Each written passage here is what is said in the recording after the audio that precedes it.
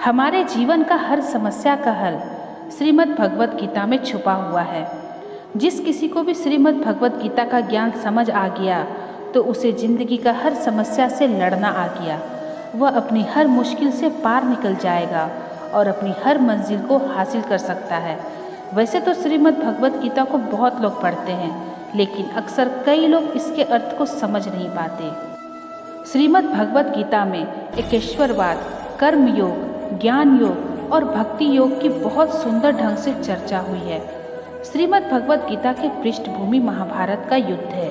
जिस प्रकार एक सामान्य मनुष्य अपने जीवन की समस्याओं में उलझकर किंग कर्तव्य विमूढ़ हो जाता है और जीवन की समस्याओं से लड़ने की बजाय उससे भागने का मन बना लेता है, उसी प्रकार अर्जुन, जो महाभारत के महानायक थे, अपने सामने आने वाली समस्याओं से भयभीत होकर जीवन और क्षत्रिय धर्म से निराश हो गए थे। अर्जुन की ही तरह हम भी कभी कभी अनिश्चय की स्थिति में या तो हताश हो जाते हैं या फिर अपनी समस्याओं से विचलित होकर भाग खड़े होते हैं। आज 5000 साल से भी ज़्यादा वक्त बीत गया है, लेकिन गीता के उपदेश आज भी हमारे जीवन में उतने ही प्रासंगिक है। तो दोस्तों, आइए जानते हैं, क्यों व्यर्थ की चिंता करते हो, किससे व्यर्थ डरते हो, कौन तुम्हें मार सकता है। आत्मा न पैदा होती है न मरती है।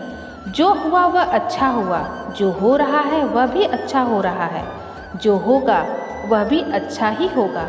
तुम भूत का पश्चाताप ना करो, भविष्य की चिंता ना करो, अभी वर्तमान चल रहा है।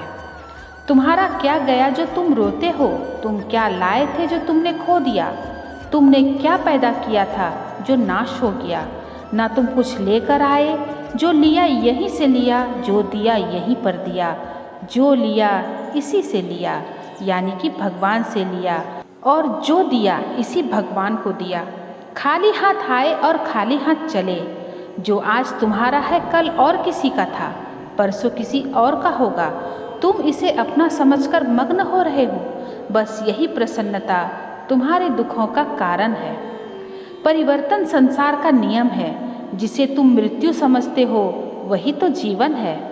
एक क्षण में तुम करोड़ों के स्वामी बन जाते हो, दूसरे ही क्षण में तुम दरिद्र हो जाते हो। तेरा मेरा छोटा बड़ा अपना पराया मन से मिटा दो, फिर सब तुम्हारा है और तुम सबके हो। न यह शरीर तुम्हारा है न तुम शरीर के हो।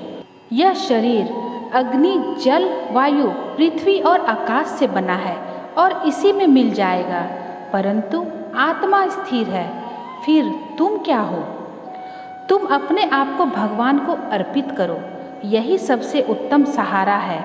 जो इसके सहारे को जानता है वह भय, चिंता, शोक से सर्वदा मुक्त है। जो कुछ भी तू करता है उसे भगवान को अर्पण करता चल। ऐसा करने से सदा जीवन मुक्त का आनंद अनुभव करेगा। दोस्तों, कई बार हम अच्छे कर्म करते हैं पर हमें इसका उचित परिणाम नहीं मिलता है, तो हम हमेशा भगवान को दोष देते हैं कि भगवान हमारे अच्छे कर्म करने के बावजूद भी हमें इसका अच्छा परिणाम क्यों नहीं मिलता है। अक्सर महसूस किया होगा कि जो लोग अच्छे काम करते हैं और हमेशा सबका अच्छा सोचते हैं, वो ही जीवन में सबसे अधिक परेशान रहते हैं। वहीं जो लोग बुरे काम करते हैं वो अपना जीवन खुशी और चैन से जी रहे होते हैं। अच्छे काम करने वालों को ही आखिर इतनी परीक्षा क्यों देनी पड़ती है, जबकि जो अधर्म की राह में है वो ही अधिकतर खुश रहते हैं और जिंदगी का लुत्फ उठा रहे होते हैं। अगर आपके मन में भी यह सवाल कभी आया है तो आज हम आपको इसका जवाब देंगे, जो भगवत गीता में लिखा है, और श्री कृष्ण ने इसका जवाब अर्जुन को दिया था। भगवत गीता में वर्णित कथा के अनुसार जब भी अर्जुन के मन में कोई दुविधा उत्पन्न होती थी तो वो श्री कृष्ण के पास पहुंच जाते थे। एक बार की बात है, अर्जुन श्री कृष्ण के पास जाकर कहते हैं कि वो किसी बात को लेकर बहुत परेशान हैं और इसका जवाब वो श्री कृष्ण से चाहते हैं। श्री कृष्ण ने पूछा, सवाल क्या है? अर्जुन ने कहा, मुझे यह जानना है कि अच्छे लोगों के साथ हमेशा बुरा ही क्यों होता है, वहीं बुरे लोग खुशहाल जीवन जीते हैं। अर्जुन के मुंह से ऐसी बातें सुनकर श्री कृष्ण पहले मुस्कुराए और कहा, मनुष्य जैसा सोचता है और जो महसूस करता है वैसा कुछ नहीं होता, बल्कि अज्ञानता की वजह से वो सच्चाई को समझ नहीं पाता है। अर्जुन उनकी बात समझ नहीं पाए। तब श्री कृष्ण ने अर्जुन से कहा, पार्थ, मैं तुम्हें एक कथा सुनाता हूँ। उसे सुनकर तुम समझ जाओगे कि हर प्राणी को उसके कर्म के हिसाब से ही फल मिलता है। प्रकृति हर किसी को अपनी राह चुनने का मौका देती है। अब वो मनुष्य की इच्छा पर निर्भर करता है, उसे धर्म की राह चुननी है या अधर्म की। कथा शुरू करते हुए श्री कृष्ण ने कहा, एक नगर में दो पुरुष रहते थे। एक पुरुष व्यापारी था जिसके जीवन में धर्म की बहुत महत्ता थी। वह पूजा पाठ में यकीन रखता था। वह हर रोज मंदिर जाता और दान धर्म भी करता था और हर रोज भगवान की पूजा भी करता था। वहीं दूसरा पुरुष बिल्कुल विपरीत था। वह हर रोज मंदिर तो जाता था, लेकिन पूजा करने नहीं, बल्कि मंदिर के बाहर से जूते चप्पल चुराने। उसे दान और धर्म से कोई लेना देना नहीं था। समय बीतता गया और एक दिन बहुत जोर की बारिश हो रही थी। इस वजह से मंदिर में पुजारी के अलावा कोई नहीं था।